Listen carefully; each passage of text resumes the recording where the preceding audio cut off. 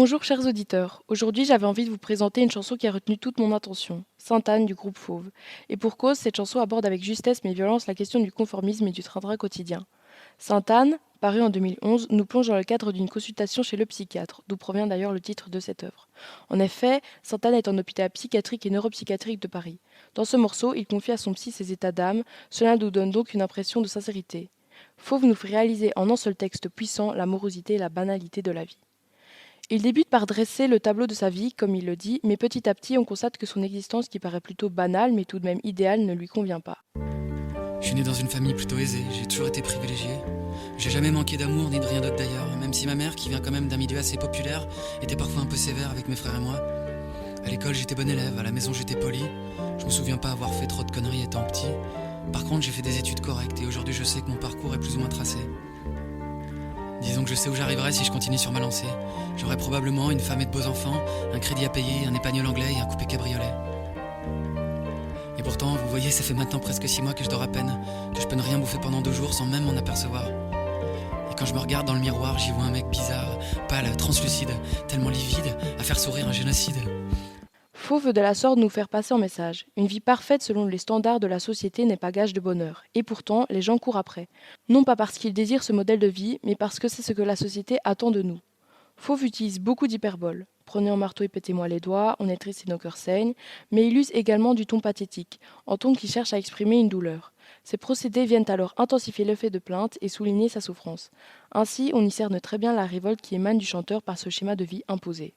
Tu vas des chiottes, parfois j'ai juste envie de hurler. T'approches pas de moi, me touche pas, t'approche pas de moi.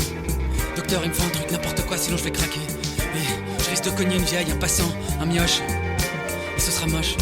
Donc, en plus du ton pathétique, le mal-être est illustré par son langage. Le rythme est au départ lent et le langage lui est courant, mais au fur et à mesure du morceau, il s'emporte et il se révolte contre ce système. Alors, le tempo augmente et son langage devient de plus en plus vulgaire. On sent donc dans le rythme et les paroles que la folie le gagne. On peut alors faire un lien entre la folie et le cadre d'un hôpital psychiatrique. Fauve recourt aussi souvent aux clichés et on remarque facilement que ce n'est pas gratuit. J'en ai assez de me taper à déjeuner des salades composées à 12 euros ou de la barbaque en carton mouillé, de manger sur un coin de table, puis de passer des après-midi minables à enculer les mouches et finir par embrayer sur des after-work entre collègues. Il veut jouer avec les stéréotypes d'une vie bien rangée selon les points de vue d'un système conformisme pour pouvoir mieux les déconstruire et les décribiliser via l'ironie par citation. C'est-à-dire mettre en avant les codes de ce système pour les discréditer. On le voit d'ailleurs très bien dans la suite de l'extrait que, pour lui, tout ce système n'a aucun sens. Work entre collègues, mais quel cafard. À croire qu'on aime tellement se faire enfler la journée qu'on en redemande le soir. Il met ici en évidence que l'on agit sans réelle envie, mais par évidence, mécanisme, voire par obligation. Au final, Fauve balaye toutes nos certitudes sur nos projets de vie, en démontrant que malgré une vie aux apparences parfaites, elle peut en réalité ne pas nous convenir et cela justifie la crise existentielle de l'auteur. La grande question que Fauve pose et sur laquelle nous devrons donc nous pencher est « Notre vie a-t-elle le sens qu'on veut lui donner ?»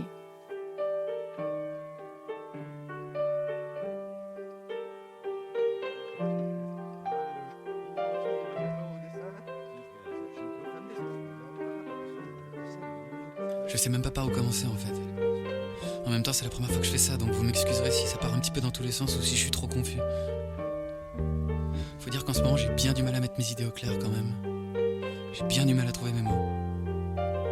Enfin voilà, je vous dresse le tableau vite fait. Je suis né dans une famille plutôt aisée, j'ai toujours été privilégié. J'ai jamais manqué d'amour ni de rien d'autre d'ailleurs, même si ma mère, qui vient quand même d'un milieu assez populaire, était parfois un peu sévère avec mes frères et moi. À l'école, j'étais bon élève, à la maison, j'étais poli. Je me souviens pas avoir fait trop de conneries étant petit. Par contre, j'ai fait des études correctes et aujourd'hui, je sais que mon parcours est plus ou moins tracé. Disons que je sais où j'arriverai si je continue sur ma lancée. J'aurai probablement une femme et de beaux enfants, un crédit à payer, un épagnol anglais et un coupé cabriolet. Et pourtant, vous voyez, ça fait maintenant presque 6 mois que je dors à peine, que je peux ne rien bouffer pendant 2 jours sans même m'en apercevoir. Et quand je me regarde dans le miroir, j'y vois un mec bizarre, pâle, translucide, tellement livide, à faire sourire un génocide. Docteur, je rigole pas. Faut que vous fassiez quelque chose pour moi, n'importe quoi. Prenez un marteau et pétez-moi les doigts, je sais pas. Parce que là, je peux vraiment plus. Je peux plus sortir dans la rue, je peux plus mettre les pieds dans des bureaux. De toute façon, je suis devenu incapable de prendre le métro. Ça pue la mort, ça pue la pisse. Ça me rend claustro et agressif. Et puis j'ai vraiment l'air d'un gland dans mon costard trop grand et mal taillé, que même si je voulais faire semblant, il y aurait toujours marqué en gros troufion sur mon front. Et puis tous ces gens qui cherchent absolument à s'entasser, qui poussent toussent, qui suent, qui sifflent entre leurs dents comme des serpents. Vas-y, du coup, on monte, t'as raison. De toute façon, t'auras beau être le premier arrivé, à la clé, on va tous se taper la même journée scabreuse. Les yeux collés à l'écran de l'ordinateur, tu te détruis les pupilles, à lire en diagonale des choses auxquelles t'entraves que dalle. Non mais tu comprends, il est hyper important ce dossier. Le client, il raque 300 € l'heure, alors tu te débrouilles, tu vas chercher sur Google s'il faut, mais tu me finis ça pronto. Ah oui, vous avez parfaitement raison, oui. C'est de ma faute, oui, je suis pas assez réactif. Ah, c'est drôle, oui. Collez-moi des gifles. Connard. Et si t'allais plutôt te carrer des poignées de porte dans le cul pour voir?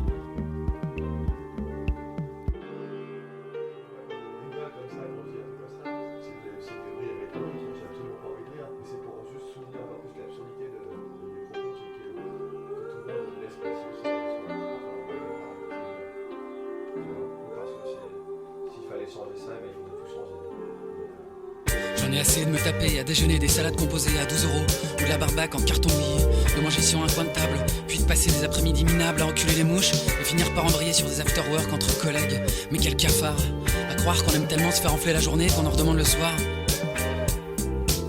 Mais bon, faut dire aussi qu'on y rencontre des meufs, ou plutôt des célibatantes, c'est-à-dire des nanas qui, comme nous, ont des problèmes affectifs. On se présente, on leur raconte des cracks, on leur dit qu'on est collab alors qu'on est à la fac, et qu'en vrai on passe notre temps à user nos culs sur des bancs trop étroits, à écouter des types chauves déblatérer toute la journée, déblatérer sur tout et surtout sur n'importe quoi. Heureusement, nos journées se finissent toujours de la même façon. On rentre et on se fait beau pour la soirée, on met nos polos col relevés, puis on se retrouve au QG pour picoler des demi à 5 €. D'ailleurs, quand on a un peu de plomb dans l'aile, on a souvent envie de jouer au rebelle et de crier au taulier. Dis donc, tu prends pour qui, enfoiré? Tu trouves pas que ta bière elle est un peu chère? On le ferait si on avait un peu de cran dans nos artères, mais on préfère se taire et continuer à gaspiller notre thune, à user notre salive pour pas grand chose et à fumer comme des sapeurs, histoire de s'amocher à fond avant d'être vieux, d'agrandir les valoches qu'on a déjà sous les yeux.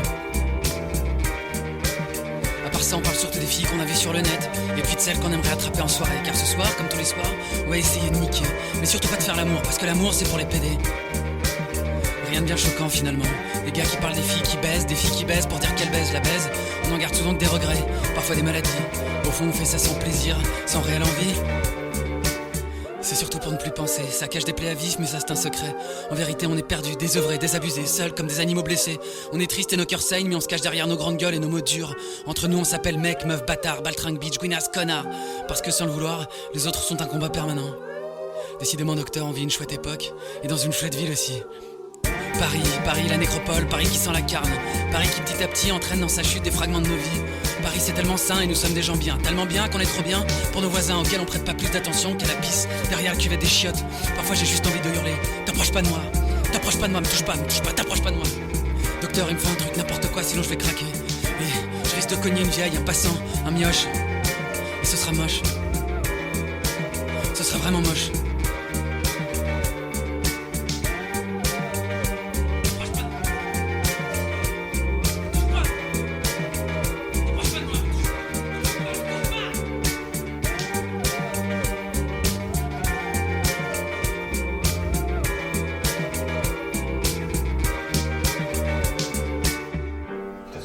Il y a pire d'ailleurs. Et puis à force de dire ça, c'est sûr que nous on est pour.